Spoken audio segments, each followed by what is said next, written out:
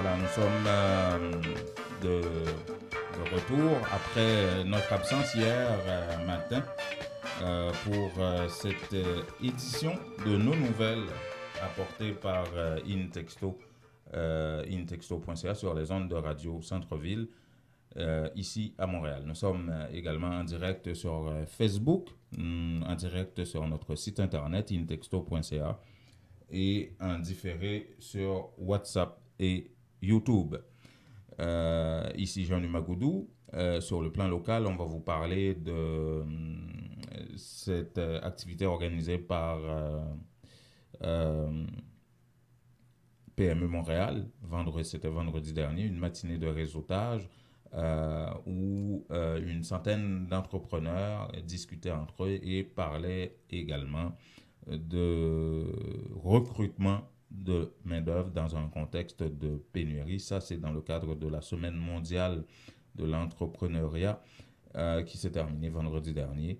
Et il y avait une semaine d'activité aussi chez PME Montréal, est de l'île, ici. Et on va vous faire un compte rendu de tout ça. D'ailleurs, il y a un article sur notre site internet intexto.ca à ce sujet. Vous pouvez aller lire ça. En Haïti, on va parler justement de comment Port-au-Prince s'est réveillé ce matin, 2 jours après la manifestation du 18 novembre. Ça a l'air que ça ne va toujours pas, avec des barricades enflammées, des pneus sur la chaussée, des attroupements ici et là et très peu de véhicules dans les rues. Et on va parler de beaucoup d'autres sujets. Le bilan de la manifestation du 18 novembre, on parle d'une dizaine de morts et près de 40 arrestations selon la police. Et Joseph Lambert, président du Sénat, a fait une déclaration fracassante en ce qui a trait à l'opération menée par la police à Village-de-Dieu à la recherche du chef de gang Arnel. Selon Joseph Lambert, écoutez ça, Arnel, le chef de gang, aurait quitté Village-de-Dieu dans le véhicule d'un parlementaire. Et aujourd'hui, on devrait connaître le nom de ce parlementaire, dit-il, parce que le CSPN est invité au Parlement aujourd'hui, au Sénat, et la question sera posée au chef de la police. Et à ce moment-là, on va révéler le nom de ce parlementaire-là. Il faut vraiment surveiller ça pendant la journée. On va parler de tout ça et de bien d'autres informations, beaucoup d'informations en ce qui concerne Haïti. Et entre tout ça, on aura évidemment François Jean-Denis qui viendra nous apporter toutes les informations sur l'immigration. Voilà. Avec Digicel. Digicel, toujours à la recherche de nouveautés pour vous, vous amène de tout nouveaux forfaits pour gâter ce que vous aimez et qui sont en Haïti. Ces nouveaux forfaits sont valables jusqu'à 30 jours et vous offrent plusieurs façons de rester en contact avec votre famille en Haïti, par Internet et surtout par des appels et WhatsApp illimités. Restez connectés avec ce que vous aimez. Digicel vous offre plein de moyens de le faire. Ces forfaits sont disponibles chez tous les agents de Digicel, sur digiceltopup.com et sur l'application de Digicel Top Up. Termes et conditions applicables. Pour dynamiser son image, rencontrer ses clients, les remercier de leur fidélité, leur offrir des cadeaux, manger, vider le verre de l'amitié, trinquer avec eux, fraterniser, discuter d'enjeux importants, Vision Max Service organise sa traditionnelle journée porte ouverte en ses bureaux 6 au 5365 Jean Talon Est, le samedi 15 décembre 2018 de 10h AM à 6h PM.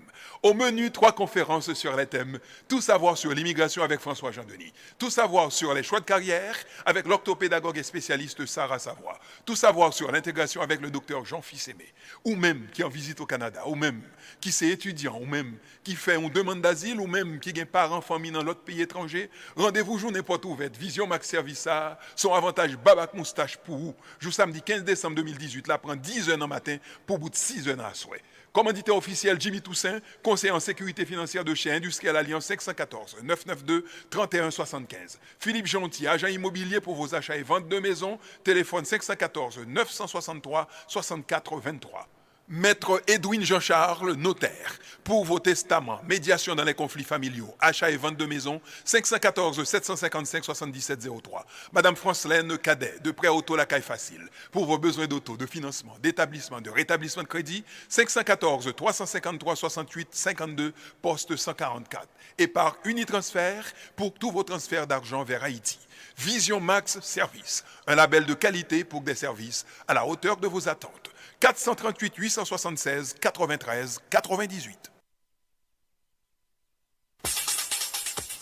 Ce reportage est une présentation de la Idéaltel, l'unique solution pour effectuer les top-ups de la NATCOM. Pour devenir un agent de la Idéaltel, appelez sans frais au 1-866-918-7622 ou idealtel.com. Mais il y a 8 ans, on avait beaucoup plus de candidatures, puis on avait vraiment un défi pour aller chercher des postes. Donc, il fallait vraiment aller cogner dans les entreprises pour dire, est-ce qu'il y a des postes à combler? Maintenant, si vous circulez dans les rues, vous allez voir que les entreprises sont habiles, sont agiles. Là. Il y a des affiches, nous embauchons, nous recrutons. Les entreprises sont présentes sur les médias sociaux. Ils vont aller sur les sites de recherche d'emploi. Donc, ils vont multiplier les efforts pour se faire connaître puis faire valoir leur milieu de travail. Mais là, on est dans un milieu où il y a plus d'offres que d'occasions. Là. Voilà, là, vous venez d'écouter Annie Bourgoin. Elle est directrice générale de PME Montréal-Est de l'île qui vient en aide à des entreprises, que ce soit d'Anjou, de Montréal-Nord, Rivière-des-Prairies, tout l'Est de l'île. C'est un cabinet conseil, justement, qui aide des entreprises soit en démarrage ou en développement et tout ça, et qui fait aussi dans le placement de gens qui sont à la recherche d'emploi. Et PME Montréal-Est de l'île travaille depuis 8 ans dans ce secteur-là et reçoit par année à peu près 500 demandeurs d'emploi qui ont déjà été aidés par des organismes en employabilité au niveau local. Et justement, et ces gens-là sont finalement aidés par PME Montréal à trouver un emploi. Et PME Montréal, Est de l'île, servent de courroie de transmission, de lien, si vous voulez, entre ces demandeurs, ces chercheurs d'emploi et des entrepreneurs également qui sont à la recherche de candidats pour des postes qu'ils ont à combler. Comme elle vient de l'expliquer, Mme Bourgoin, les entreprises, dans le cadre d'une pénurie de main-d'œuvre, on parle beaucoup de ça, alors que, bon, il y a beaucoup de gens qui, notamment des communautés culturelles, qui sont à la recherche d'emploi. Et là, on a posé la question à Mme Bourgoin, à savoir, mais on entend souvent parler de pénurie de main-d'œuvre ici au Québec, alors qu'il y a beaucoup d'immigrants qui se disent à la recherche d'emploi et qui n'arrivent pas à en trouver. Qu'est-ce qui se passe? Pourquoi? Et comment interpréter tout ça?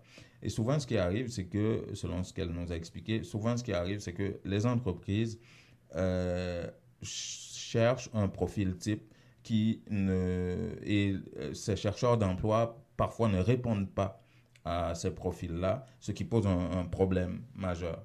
Et c'est un phénomène que PME Montréal-Est de l'île est en train d'observer entre à la fois les besoins des entreprises et la formation des gens qui cherchent de l'emploi. Et pour pallier à tout ça, PME Montréal a une idée de proposer justement aux entreprises de faire de la formation à l'interne. Parfois, on va écouter de nouveau Annie Bourgoin. C'est des gens qui ont déjà été aidés par les organisations en employabilité locale, les Carrefour Jeunesse Emploi, Horizon Carrière, Impulsion Travail. Donc, ils ont reçu de l'aide pour développer leur employabilité. Et nous, on est le tremplin pour accéder au marché du travail. Donc, ils viennent à notre rencontre. On en a à peu près 500 qui reçoivent le soutien de nos services. Et notre défi, nous, c'est de faire le lien, l'appariement entre cette candidature-là et des entreprises qui sont à la recherche. Les défis sont multiples pour faire cet appariement-là. C'est que parfois, l'entreprise va chercher un profil très particulier. Par exemple, il y a une rareté de candidats disponibles dans des postes spécialisés de soudeurs, d'ébénistes, de machinistes, de rembourreurs. C'est des postes qui, aujourd'hui, il n'y en a même pas beaucoup qui finissent sur les bancs d'école avec cette formation-là. Donc, des fois, les candidats disponibles ne correspondent pas aux besoins des entreprises. Voilà. Et ce qu'elle propose, c'est à ces entreprises-là, parfois, c'est de faire de la formation à l'interne, d'embaucher quand même certaines personnes et de les former à l'interne, de faire progresser d'autres personnes qui travaillent dans l'entreprise afin de laisser de la place pour de la formation à d'autres et sur place au sein même de l'entreprise. Sur les 500 chercheurs d'emploi que PME Montréal-Est de l'île reçoit et accueille par année, l'entreprise réussit à aider à environ 350. Il y a 100 à 150 qui finissent par trouver un emploi de par eux-mêmes. Et la majorité de ces gens-là, près de 70%, sont issus de l'immigration, mais près de 70% également des 350 qui sont aidés finissent par trouver un emploi grâce à cette facilitation réalisée par PME Montréal. Alors, vendredi dernier, c'était une matinée de réseautage où une centaine d'entrepreneurs étaient là pour discuter entre eux. Ça, c'était dans le cadre de la Semaine mondiale de l'entrepreneuriat qui s'est terminée vendredi dernier. Il y avait beaucoup d'activités et également chez PME Montréal-Est de l'île. Il y avait une dizaine de partenaires économiques qui tenaient des kiosques là-bas, justement pour discuter, parler et mettre en réseau les entrepreneurs. Et ils ont réalisé un mur de candidats dans les locaux de PME Montréal. Donc, c'est vraiment des chercheurs d'emploi qui ont été affichés, leur formation, leur nom et tout ça. Et il y a beaucoup d'entrepreneurs qui ont visité ce mur-là, vraiment, qui sont à la recherche de bras pour travailler. C'est le cas de M. Salva, qui, justement, dirige les fermes urbaines au plan, qu'on appelle. Ça se trouve à Pointe-aux-Trembles. Ce qu'il fait, il produit justement des légumes pour des restaurants à Montréal et il était en train de chercher, justement depuis quelques mois, des employés. On va l'écouter. Bonjour, je m'appelle Guillaume Salva, je suis le fondateur de Ferme Urbaine au Plan. Okay. On est une ferme située dans l'est de l'île, à Pointe-aux-Trembles. On produit des pousses de légumes fines herbes pour les restaurants à Montréal. D'accord. Puis nous, évidemment, la main-d'œuvre, c'est un enjeu. Là, recruter dans l'est de l'île, des fois, au niveau du transport, on a de la misère à attirer du monde du centre, des quartiers plus centraux. Okay. Donc, le but d'être là aujourd'hui, c'est justement d'être au fait des services qu'il y a localement pour nous aider à travailler, à recruter du personnel. Voilà.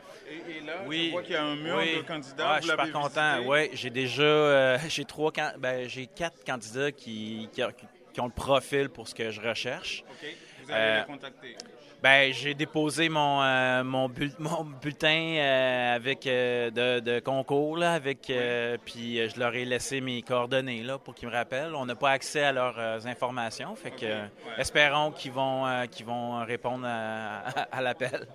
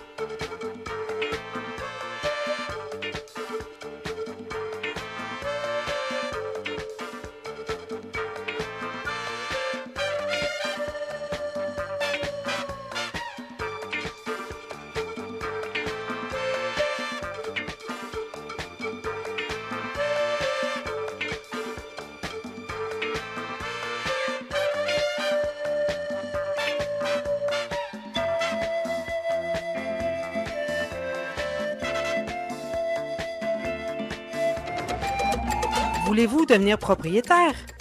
La mise de fonds nécessaire vous manque? Barcelona Capital finance la mise de fonds dont vous avez besoin pour l'achat d'une propriété. Appelez-les dès maintenant. 514-861-1888. 514-861-1888. Cessez de payer l'hypothèque d'un autre et devenez propriétaire.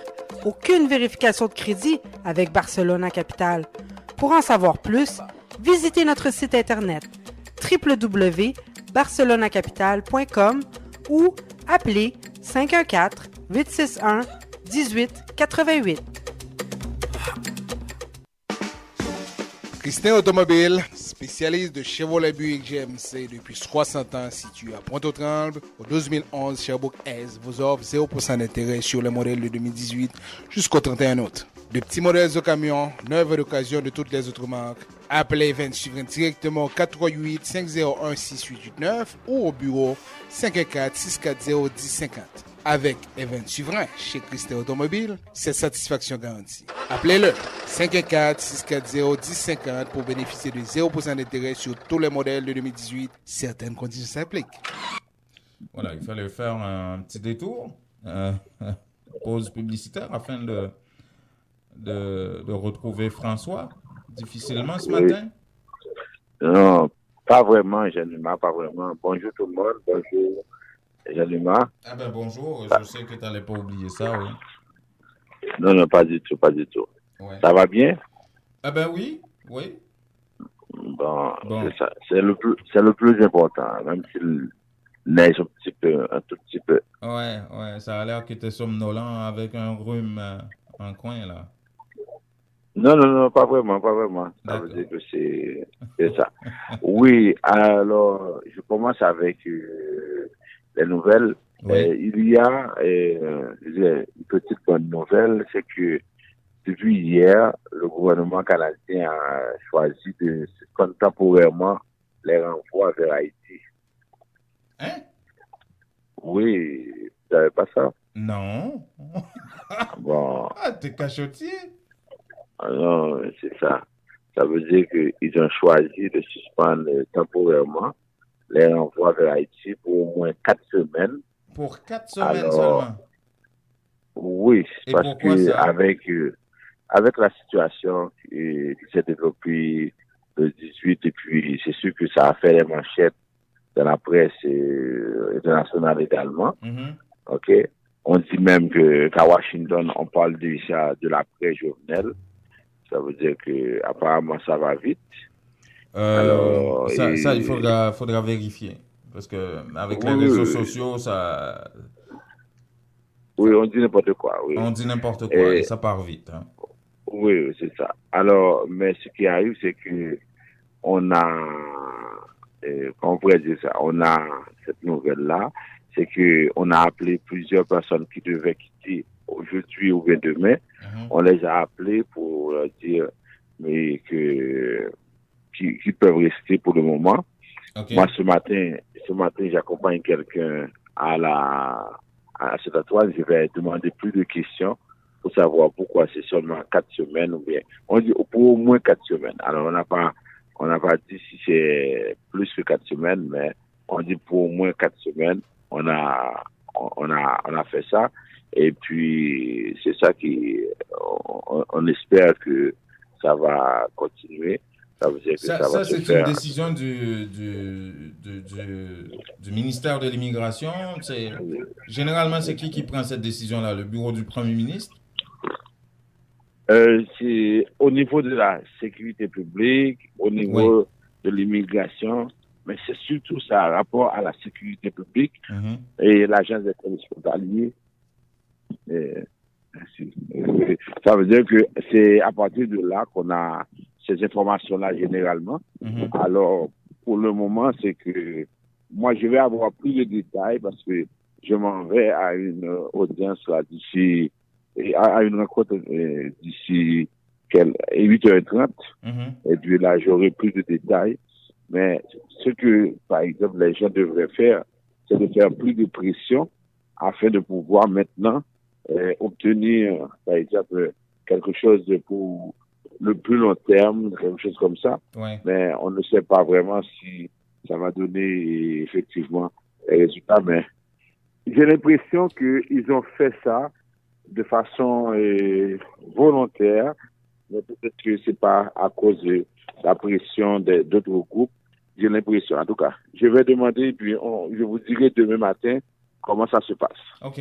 Non, absolument. On viendra avec plus d'infos demain matin et avec François. Et puis, au cours de la journée, sur le site Internet de Intexto, on va pousser ça plus loin et puis vous amener un petit peu plus de précision sur notre site Internet, intexto.ca.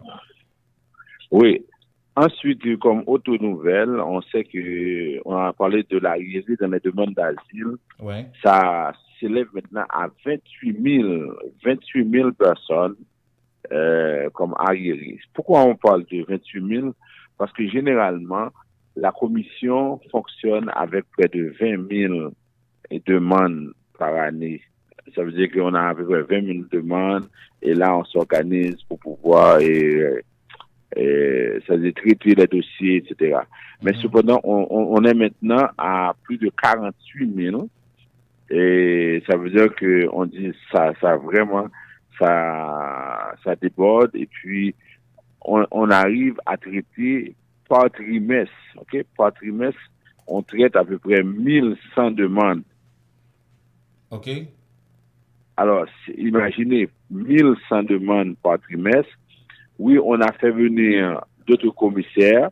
Actuellement, on sent que ça s'accélère, mais cependant, tout ce qu'on peut constater, c'est que avec un arriéré de 28 000, là, on comprend que les délais pour avoir une audience sont autour de 20 mois, 25 mois.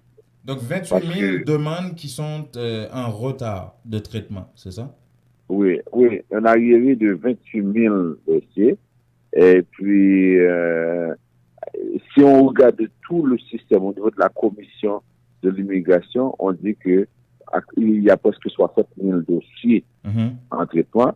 Et régulièrement, on a des personnes qui arrivent, c'est pas seulement au niveau de la frontière, mais il y en a qui arrivent, qui font leur demande d'asile à l'intérieur du Canada. Alors, on a toutes ces personnes-là qui arrivent. Ça veut dire que, oui, le gouvernement a débloqué 74 millions de dollars sur 2 ans pour s'attaquer à ce problème d'arriéré. Mais jusqu'à présent, on dit que le problème n'est pas encore résolu. On est en situation pratiquement où l'arriéré est trop élevé. Ça veut dire que 28 000 dossiers d'arriéré, c'est trop élevé. Là, on pense qu'il faut faire quelque chose avec ça. Ensuite, comme une autre petite bonne nouvelle pour les demandeurs d'asile aux États-Unis, un juge vient de suspendre le décret de Donald Trump sur le droit d'asile. Encore après. Oui. Alors le juge américain oui. Après sa défaite face à CNN, avec il a été obligé de rétablir l'accréditation du journaliste Acosta. Acosta, oui, c'est ça. Non, il faut dire que lui, là, il va passer dans l'histoire des États-Unis comme le président qui a été, je dirais, qui a eu plus de revers judiciaires. Il est sur le point de devenir vraiment la risée mondiale américaine. Exact. Alors, le juge américain a bloqué temporairement lundi un décret du président qui rejette automatiquement les demandes d'asile déposées par les personnes qui ont traversé illégalement la frontière, et ce, au moment où des milliers de migrants venus d'Amérique centrale se trouvent à la frontière mexicaine. Alors, cette suspension a été décidée par le juge fédéral John Tigar de San Francisco à la suite de recours déposés par des organisations de défense des droits civils. On avait l'American Civil Liberties Union et le Center pour les droits constitutionnels à l'origine de cette enquête. Les personnes ont droit à l'asile si elles traversent des ports d'entrée, a déclaré Bazer Azmi, un avocat du Centre de droit constitutionnel. Ok, ça ne pourrait pas être plus clair. Non. Et c'est ce qui arrive à la frontière. Vous vous rappelez, plusieurs fois, on avait dit ici au Canada qu'on devrait empêcher aux gens de faire une demande d'asile, parce que dès que la personne arrive sur votre territoire, quelle que soit la façon par laquelle elle est arrivée, elle a le droit de faire une demande d'asile. Okay? Ça veut dire que ce que vous allez faire par la suite, ça dépend de vous, mais la personne a le droit de faire une demande d'asile. Que la demande soit acceptée ou refusée, mais la personne a le droit. Oui, alors on estime que 70 000 personnes font cette demande-là par année aux États-Unis. 70 000 par année. Voilà. C'est ça. Merci beaucoup, François. C'était la dernière nouvelle. Oui, tout à fait. Demain, on aura plus de précisions, plus de nouvelles à vous donner sur ce qui se passe en immigration au Canada. Voilà. Merci beaucoup, François. Merci. À demain. Vous avez besoin d'avancer dans votre carrière, mais il vous manque votre secondaire 5. En 5 ou 10 semaines seulement, vous pourriez l'avoir avec le centre Jean-Paul Lemay. C'est sérieux. C'est tout bon, oui. Ce n'est pas une blague. Un seul numéro, 514-326-6868. Appelez pour vous inscrire afin d'obtenir votre attestation d'équivalence de 5e secondaire en 5 ou 10 semaines seulement. Un seul numéro, 514-326-6868 ou visitez-les au 3735 de la rue Moncelet, coin Rome, à Montréal-Nord. Oh, l'amitié, ça qui passe, avant m'ba ouais, sort gain au pressé comme ça. Mon cher la banque moi saute là. Moi t'ai pas changé encore pour me faire entendre pour maman. Toi pas bon pour moi. Bon me garder ça m'a jeune dans bureau d'échange. Après tu iras où pour le transfert? À la Unitransfert mon cher. Pourquoi tu te casses la tête comme ça? Courir monter, courir descendre, bouler gaz, économie, bout de chandelle, perdre du temps. Va à Unitransfert et fais d'une pierre deux coups. Tu y trouveras le meilleur taux tous les jours. Ne l'oubliez pas. Unitransfert vous propose le meilleur taux pour vos transferts. Et puis, pied bœuf pour pied bœuf, Piton prend le caille pratique. Unitransfert, info 514 852 86 48. Les meilleurs produits pour la beauté de la peau se trouvent à Essence de Beauté. Aux quatre coins du monde, les produits Essence de Beauté vous rendront inévitablement splendide. Pour les acnés, peau sensible, peau sèche, peau grasse, Essence de Beauté. Avec les produits nettoyants, hydratants, revitalisants de Essence de Beauté, une visite s'impose aujourd'hui même au Petit Royaume de la Beauté, 72 34 rue Saint-Hubert, au coin de Jean Talon à Montréal, ou encore composez le 514 273 56 66, New York, au 182 17 Jamaica Avenue, 718 454 14 36. Ou al fait affaire avec une compagnie de green gauche tête bobèche pour régler dossier immigration au Canada pour te faire économie bout de chandelle ou à venir plein on prend refus parce que dossier mal préparé, formulaire t'es mal rempli ou même qui te voulait ça me t'es parlé. Tu vois, pour le même genre de dossier, Ti George WhatsApp, Fanny, Madame Joe Facebook et moi-même avions tous obtenu satisfaction pour avoir fait affaire avec Vision Max Service, cabinet spécialisé en immigration. Vous qui rêvez d'immigrer, d'étudier au Canada ou tout simplement de visiter le pays, Vision Max Service. Vous comptez demander un super visa, venir investir ou vous établir en tant que travailleur qualifié. Vision Max Service, un label de qualité. Vision Max Service, c'est le travail de professionnels qui étudie, traite, suivent votre dossier. Il vous conseille, vous encadre, vous accompagne dans toutes vos démarches pour des résultats 100% excellents. 273 Lalu, coin Ruelle Vaillant, Port-au-Prince, Haïti. Téléphone 48 20 78 18, 22 09 76 82. Montréal 438 876 93 98.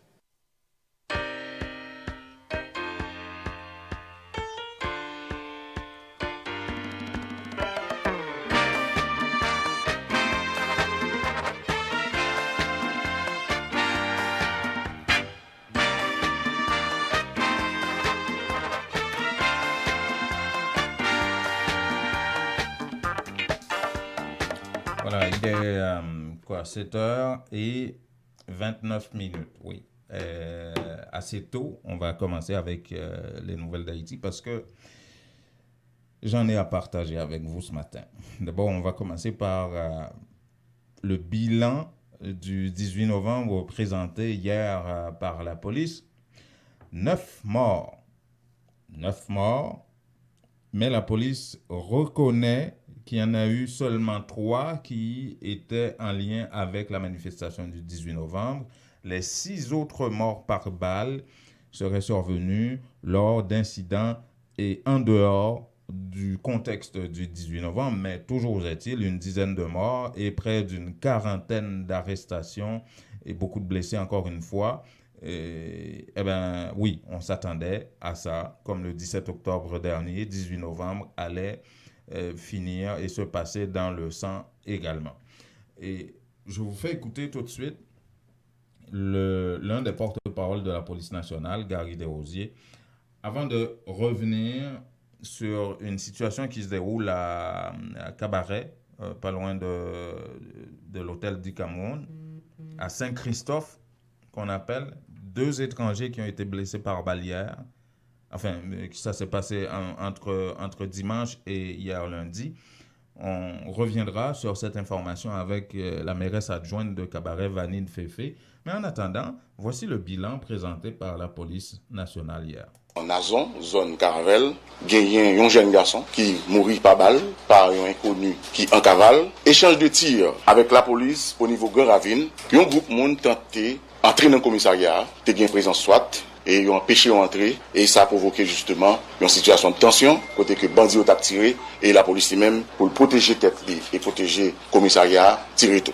Gagné 2 morts hier soir. Que nous recensons tout au niveau stade Silvio 14. Dans le coin des Bouquets, barricade enflammée, tir nourri à 9h26 dans le matin. Dans le coin des Bouquets, dans la localité qui est dans la raquette, un bandit entré dans l'hôpital qui est en construction. Les désarmés agents de sécurité ont tué 3 personnes. Il y a une enquête qui est ouverte sur ça et nous avons garanti que la police a joint bandit ça, l'a arrêté, conduit devant la justice. Aux environs de 12h30, il y a un policier, Gervais Jean Gardens, agent 2, qui est blessé par balle par des individus en cavale. Dans mon rue, il y a 2 policiers qui sont blessés par jet de pierre. Et en total, on a dit, à part que bilan que nous baillons pour journée de manifestation, mais parallèlement, il y a 6 morts que nous recensés, 3 policiers blessés par balle. Voilà, ça fait un total de 9 morts quand même pour le 18 novembre dernier. Manifestation en vue de poser la question de savoir où est passé l'argent de Petro-Caribé. Ça commence à sentir mauvais, cette question-là, avec l'infiltration au niveau politique de ce mouvement qui se voulait social, citoyen, et qui était plutôt beau au début. Bon, on reviendra là-dessus. En attendant, il y a 2 étrangers, 2 touristes qui étaient en Haïti, à l'hôtel du Cameroun.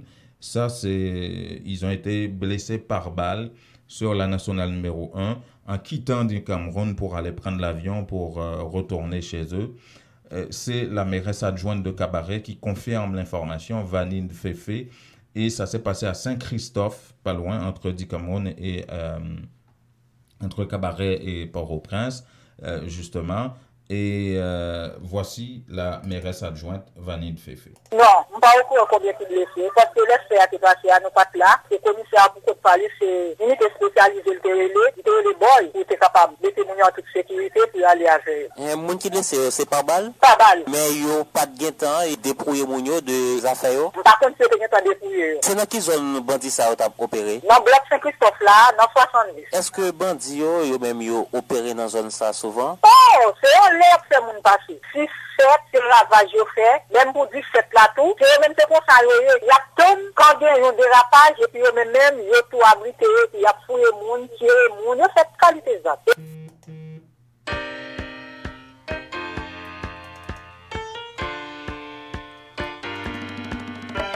Et bien, puis l'autre collègue parlementaire que me partager ça ensemble avec eux tout, même tout des informations tout. Mais même temps des sénateurs sénatrices dit semaine dernière là qu'on est même des parlementaires qui dans question des sénateurs tout qui a pas alimenté insécurité, gen gang yo. Mais nous connaissons ça.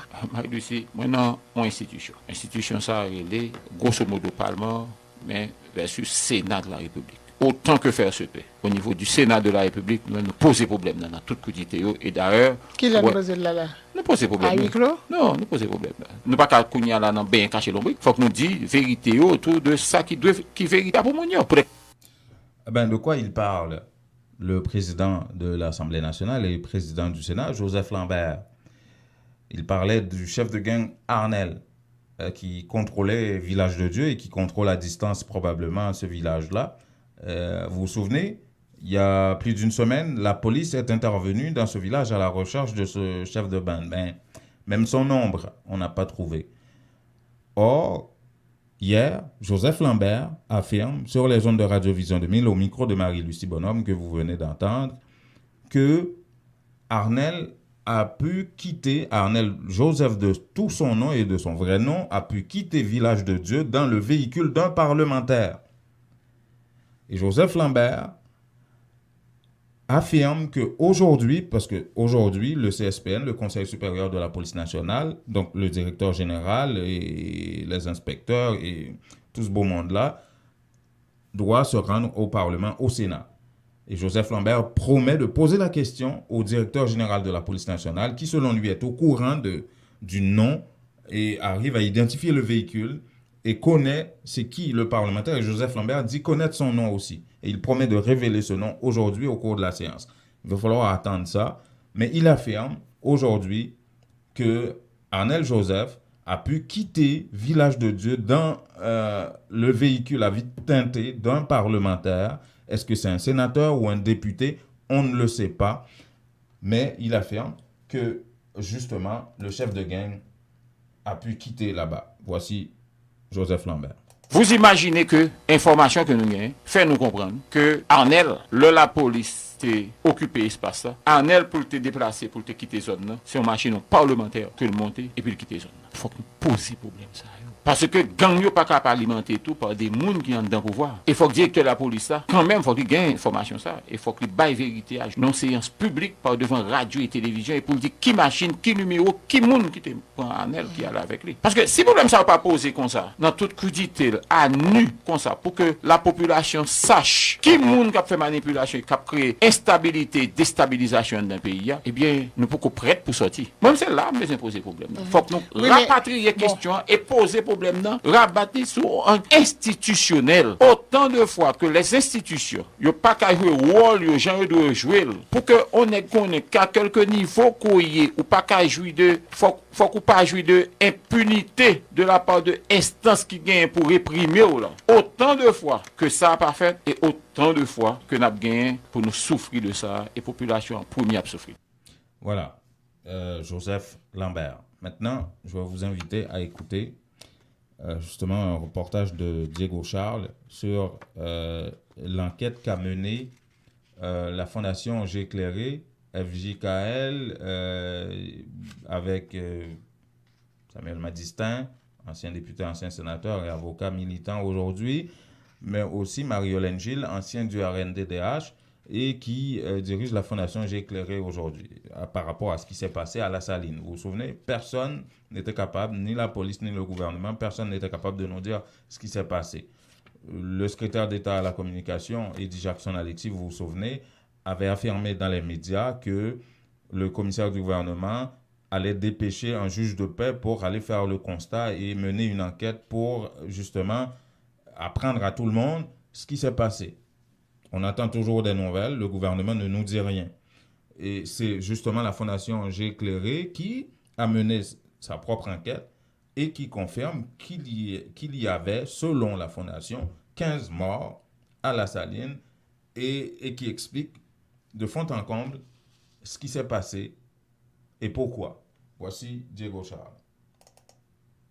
Nous arrivons identifier entre 15 à 14 personnes qui mourent, nous jouons qui disparaissent, plusieurs milliers de personnes obligés à réfugier de l'autre côté, il y a au moins 6 femmes qui déclarent que sont violées, il y a environ 15 cailles que sont pillées. C'est le résultat incapacité de l'État pour garantir la sécurité tout le monde sur le territoire. L'État a préféré Chita pour prendre corruption, pour ériger en homme. À l'origine de cette situation, les deux principaux gangs opérant dans la zone, à savoir Neg Charbon dirigé par Timaken et T Junior ainsi connu et le groupe de Carrefour Laboratoire Fortouron dirigé par Hervé Bonnet Barthelmy alias Boudjanjan et Julio Piram alias Kiki. Ces deux bandes armées se disputent le contrôle du marché de la Croix des Bossales selon Marie-Hélène Gilles. Elle croit savoir que l'assaut a été donné aux environs de 4 heures de l'après-midi par le groupe de Neg Charbon et Baron, appuyé par des gangs venus de Cité Soleil et Base Pilate. Neg Charbon et Neg Boisdom, renforcés par Cherizier Dimi, qui sont policiers, qui ont tiré jouet pli, barbecue, qui ont contrôle toute gang dans la zone Delma 2, 4, 6, 8. Et même tout lycée sécurité rapproché yon député. Yo te vin aider par Olisha qui sorti dans Boston, ou jeune ti un gang qui vient renforcer tout, moun base filat qui vient renforcer yo planifié yon attaque, c'est comme ça yo massacré La Saline et al installé Serge Aletis à la Junior qui a contrôle marché à ZAM à la main. Un autre policier, Grégory Antoine, alias Tigreg, proche du délégué départemental de l'Ouest, Joseph Pierre-Richard Duplan, est impliqué dans ce qui s'est passé le 13 novembre dernier dans ce quartier populaire, explique Madame Gilles. Il y a Grégory Antoine, qui sont l'autre policier encore, qui c'est agent sécurité rapproché délégué département de l'Ouest là qui en 2014 était accusé dans l'amorti coton qui est bon nom Paul Antoine avec Benoît Michel qui est sinon jouet li et Pouchon, il était attaqué au 8 octobre 2014 qu'on songeait dans un stade Sylvio Katoa parce que Ticoton lui-même, il était adversaire actuel délégué qui t'a pas le candidat pour la mairie Port-au-Prince. La FJKL dénonce l'exploitation politique de la situation, expliquant que le quartier de la Saline est transformé en terrain d'affrontement entre bandes armées rivales. La directrice exécutive de la Fondation J'éclairé précise que les pouvoirs politiques et l'opposition sont de mèche avec ces gangs.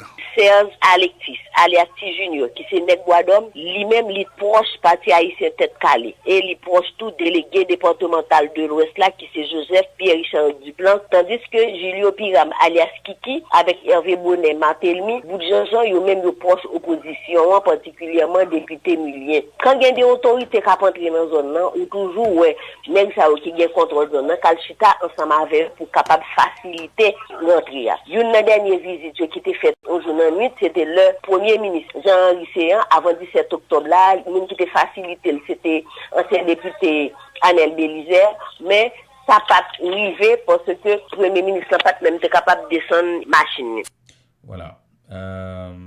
Compte rendu donc apporté par la Fondation J'éclairé avec la voix de Marie-Hélène Gilles par rapport à ce qui s'est passé à la Saline. Vous vous souvenez, vous avez vu probablement sur les réseaux sociaux ces images de cadavres qui s'amoncelaient sur des piles d'immondices à la Saline. Une autre situation se développe à Martissan où les habitants sont en train de vider ce quartier-là en raison des attaques des bandits armés, des attaques répétées évidemment. On parle de plus d'un millier de personnes, ou en tout cas ou de familles qui ont fui Martissan récemment en raison de ces attaques. Voici le témoignage de quelques-uns d'entre eux. En pile famille qui te zone nan parce que nous pas capable encore. Femme de ou bien moun k'ap fait ça yo et pas moun qui rete dans zone nan. Des jeunes garçons qui sorti dans tête mon ravine qui descend à zam nan men yo k'ap vinn terroriser moun nan Martissan. Moun nan Martissan, c'est pas yo k'ap bay problème. C'est moun qui saute l'autre côté. Là nous constater ils sont bonnes jeunes garçons qui sautent dans tête mon en haut qui vini qui chaque jour nous compte de bar là loin nous. Mais depuis hier 18 novembre matin ça tout nous avons poste police tout près nous on regarde nèg yo obéi fermer porte yo pas fait cas de population qui mourir tout près yo tomber dans deux sous-commissariat allié et puis dans 5 ans tout près yo y a pas entré kay moun touyer moun moi ou même on son petit moun ou obligé quitter la fa ou tout parce que me traumatisé me senti m'pa arrêter encore pas l'école non m'pa aller matin parce que t'as petit.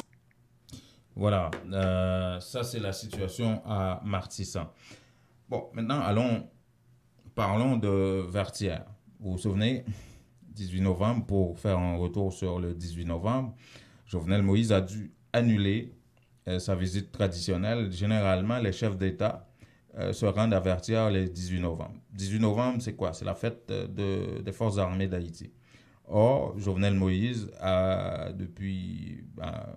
rétabli les forces armées d'Haïti. Il y a un état-major, il y a ci, il y a ça. On comprendrait qu'ils ne s'y rendent pas si jamais il n'y avait pas d'armée et qu'il n'était pas pour le rétablissement de l'armée. D'ailleurs, il l'a fait.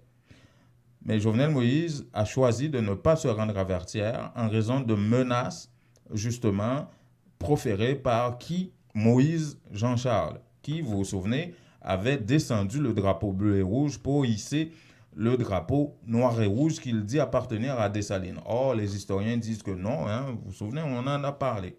Bref, j'aurais d'ailleurs à vous faire écouter Jean-Gabriel Fortuné, qui est sorti de son silence, le maire des Cayes, et qui s'adresse aujourd'hui à Moïse Jean-Charles sur cette question-là.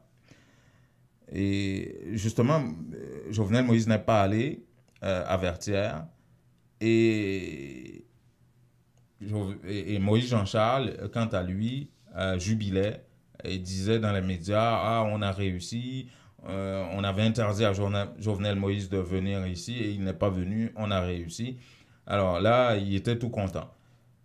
Et il y a le conseiller politique de Jovenel Moïse, Guichard Doré, qui dit non, personne ne pourrait interdire au chef de l'État d'aller à Vertières. Le chef de l'État a choisi de ne pas y aller et d'aller plutôt au Mupana, faire une offrande, déposer une gerbe de fleurs au Mupana, mais personne ne saurait empêcher au chef de l'État de le faire. Écoutons Guichard Doré. L'année dernière, le président est allé au Cap haïtien, même pas quand il est Vertières, non. Il a fait une cérémonie avec du Cap haïtien pour te lancer l'armée, même pas à Vertières. C'est des préparatifs qui t'a fait, président après aller. Nous décidons pratiquement dans la nuit du samedi à dimanche pour nous pas aller. Ça arrivait dans le moment, Moïse Jean-Charles, il dit, nous pas capable aller Vertières. Il mettait nous au défi pour nous aller Vertières. Vous pensez un citoyen qui a lancé l'ultimatum au président de la République? Vous imaginez ça un jour? Comme ça, le 17 octobre, là, qui ça s'est passé. Un citoyen aussi puissant d'ailleurs qui a lancé l'ultimatum au président de la République. Moi, j'ai jamais vu ça. Bon, leader politique a toujours fait déclaration. Le gouvernement de la République, c'est là pour chercher la sérénité. Il n'est pas là pour chercher provocation avec nous, etc. Et si le président est allé au point de combat qui on prendra toutes les dispositions nécessaires pour que le président aille. Mais nous apprenons s'il t'a allé. Non, mais moi, d'où si tu t'as allé, t'as allé. Voilà, Guichard Doré qui a dit c'était le choix du chef de l'État de ne pas se rendre à Vertières et surtout pour éviter la confrontation. Mais s'il le voulait, il aurait pu y aller, mais ce qui allait arriver, allait arriver. C'est ce que précise Guichard Doré. Alors, il y en a un autre, je vous le disais, Jean-Gabriel Fortuné, depuis sa démission annoncée, puis qui n'a jamais été effective, qui semble avoir repris du service entre-temps. Il est resté maire d'Écailles, malgré tout, parce que Jovenel Moïse n'avait pas accepté sa démission, le ministère de l'Intérieur non plus. Et là, il est sorti de son silence, de son mutisme, dans lequel il s'était retranché pratiquement depuis plusieurs mois, pour répondre du tac au tac, et surtout vertement, à Moïse Jean-Charles, qu'il invite à retourner à l'école. Il ne le prend pas, cette attaque contre le drapeau, et il critique vertement Moïse Jean-Charles. Et surtout sur l'affaire Petro-Caribé, il dit, écoutez, Moïse Jean-Charles, qui vient infiltrer le mouvement des Petro-Challengers, a justement bénéficié des fonds de Petro-Caribé, lui aussi, Moïse Jean-Charles. Puisque selon ce qu'il sait, René Préval, avec l'argent de Petro-Caribé, avait financé la campagne sénatoriale, justement, de Moïse Jean-Charles, et Moïse Jean-Charles avait accepté, justement, ce financement d'argent qui venait de Petro-Caribé. Moi, avant, nous connaissons qui conditions, sénateur. Préval devait financer 3 sénateurs. Vous te rencontrez avec dans les portes internationales. Vous te dites pour qui ça prévalerait même comme ça. Les samedi qu'on qui bon l'argent a sorti pour te faire sénateur. C'était l'argent Petro-Caribé. Préval te dit ça. Les salles pas dit Petro-Caribé. Et m'a prend John Joël Joseph qui préval de faire sénateur tout. C'était l'argent Petro-Caribé. Troisième, c'était moi-même qui proposé. Jusqu'à présent, je dis non, je ne vais pas retourner en bas. C'est parce que côté militaire, dit je vais chercher Kobla. Pour te faire campagne, moi, je dis non, je ne vais pas rentrer dans ça. Qu'après tout le monde pour imbécile. Je dis, ce n'est pas Petro-Caribé à défendre, c'est un terreau à enterrer pour jugement pas fait. Jugement fait quand même, Moïse Jean-Charles. Et on a fait tout ça possible pour retourner à l'école. On a fait tout ça possible pour le professeur parler fort avant, pour qu'attendre, pour qu'à comprendre. Voilà, Jean-Gabriel Fortuné, qui, dans une vidéo qui circule sur les réseaux sociaux, vraiment a fait beaucoup de déclarations, a abordé beaucoup de sujets chauds de l'heure, que ce soit Petro-Caribé, le mouvement actuel, les manifestations, les appels au départ de Jovenel Moïse et patati et patata. Bref, Jean-Gabriel Fortuné règle ses comptes avec un peu tout le monde, ses opposants. Vous savez, c'est un fan, il soutient Jovenel Moïse, c'est un allié de Jovenel Moïse en fait, et de PHTK en réalité, c'est ce qu'il est devenu. C'est un ancien député Lavalas, hein, vous vous souvenez. Maintenant, j'aimerais vous faire écouter un petit bijou de montage fait sur les réseaux sociaux qui Vous vous souvenez, on a souvent dit, et on le sait, on a souvent rappelé que les dirigeants successifs d'Haïti, que ce soit René Préval, Jean-Bertrand Aristide et consorts, les dirigeants politiques actuels de l'opposition, ils sont tous passés par l'étranger. Ils ont quelque part, à un moment donné, étudié quelque chose à l'étranger. Ils savent comment ça fonctionne dans ces pays-là, comme ici au Canada, aux États-Unis, en France, en Europe, en Belgique. Ils le savent. Et malgré tout, ils arrivent en Haïti, ils font autrement quand ils sont au pouvoir ou dans l'opposition. La politique, ils savent comment ça fonctionne. Sauf qu'ils ne le font pas une fois en Haïti comme il faut, comme ils l'ont appris à l'étranger. Mais aujourd'hui, il y a beaucoup de gens, que ce soit qui sont au pouvoir, députés, sénateurs ou peu importe, ou des dirigeants de l'opposition qui veulent s'appeler le secteur démocratique aujourd'hui. Il y a une série de journalistes qui, notamment sur la chaîne que ce soit sur Caraïbes FM, dans le Nouvelliste, sur Magic 9, il y a des journalistes qui se sont amusés à leur poser des questions, mais combien d'enfants est-ce que vous avez? Il y a André Michel, par exemple, qui a eu beaucoup de difficultés à répondre à cette question. Il bafouillait un peu, il ne se souvenait pas combien d'enfants est-ce qu'il avait. Bon, finalement, pour dire qu'il avait 2 enfants. Mais où sont ces enfants? À l'étranger. C'est le cas de Don Cato, sénateur de l'Ouest. C'est le cas aussi de Moïse Jean-Charles, qui a 6 enfants. 5 sont à l'étranger. Leurs femmes, leurs enfants sont à l'étranger. Et ils sont en Haïti. Regardez ce qui s'est passé. 2 étrangers qui ont pris 2 balles. Là. Vous pensez que c'est une bonne nouvelle pour le tourisme, ça? Mais leurs enfants sont à l'étranger.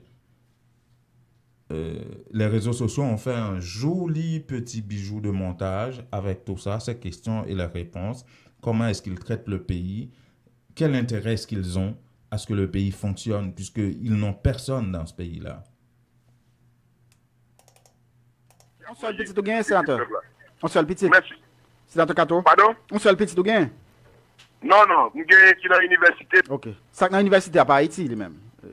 Bon, il était fait high school l'idéo, la petite idéo, ça l'a pas prendre ou pas félicite. Ça, j'ai. Eh bien, grève! C'est grève liée, tonton!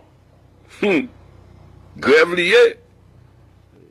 Bon, il était fait high school l'idéo, la petite idéo. Maintenant, pour côté femme, ou gagne petit? Madame? Maye, m'y a 6 timoun, m'y a timoun en Haïti, m'y a timoun l'autre bord. Combien de timoun en Haïti? M'y timoun ici en Haïti. Et puis il reste 5 là? M'y a de Cuba, m'y a 3 à Miami. Ok. En même temps, quand Haïti va la prendre miel, et puis 19, 20, 21, par en haut, par en bas, pas de personne qui a bougé. M'y a de Cuba, m'y a 3 à Miami. Ok. Combien de petits tu gagnes? Moi, je gagne 2 petites. Ok. Il y avait ici? 2 petites. Il y a 2 petites qui sont à l'étranger. Ok. Et jusqu'à présent, c'est 2 petites qui sont à l'étranger. Il y a 2 petites qui sont à l'étranger. Comment ça passe? Seul Jean pour mettre le Jovenel président d'Haïti. C'est là nous avons fini le pays ensemble. Il y a 2 petites qui sont à l'étranger. Voilà. Leurs enfants sont à l'étranger, tous. Mais c'est pas grave. De toute façon, c'est sans conséquence pour leurs enfants, leur famille et tout ça. Mais, et ceux qui ont leurs enfants qui sont dans le pays, les enfants n'arrivent pas à aller à l'école. Hier, encore une fois aujourd'hui, on s'est réveillé avec des barricades. Les enfants ne peuvent pas aller à l'école. Les enfants des autres. Eux, leurs enfants sont à l'école là, ce matin, à l'étranger. C'est un commentaire. Avec Digicel, toujours à la recherche de nouveautés pour vous, vous amène de tout nouveaux forfaits pour gâter ce que vous aimez et qui sont en Haïti. Ces nouveaux forfaits sont valables jusqu'à 30 jours et vous offrent plusieurs façons de rester en contact avec votre famille en Haïti, par Internet et surtout par des appels et WhatsApp illimités. Restez connectés avec ce que vous aimez. Digicel vous offre plein de moyens de le faire. Ces forfaits sont disponibles chez tous les agents de Digicel, sur digiceltopup.com et sur l'application de Digicel Top Up. Termes et conditions applicables.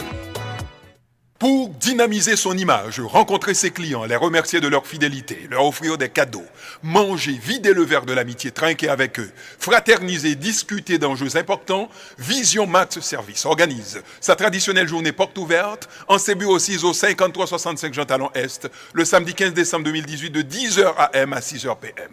Au menu, 3 conférences sur les thèmes tout savoir sur l'immigration avec François Jean-Denis, tout savoir sur les choix de carrière avec l'orthopédagogue et spécialiste Sarah Savoie, tout savoir sur l'intégration avec le docteur Jean-Fils Aimé, ou même qui en visite au Canada, ou même qui c'est étudiant, ou même qui fait une demande d'asile, ou même qui a parents famille dans l'autre pays étranger. Rendez-vous journée porte ouverte, Vision Max Service, son avantage Babac Moustache pour vous. Jour samedi 15 décembre 2018, là prend 10h dans matin pour bout de 6h à souhait. Commanditaire officiel Jimmy Toussaint, conseiller en sécurité financière de chez Industriel Alliance 514 992 31 75.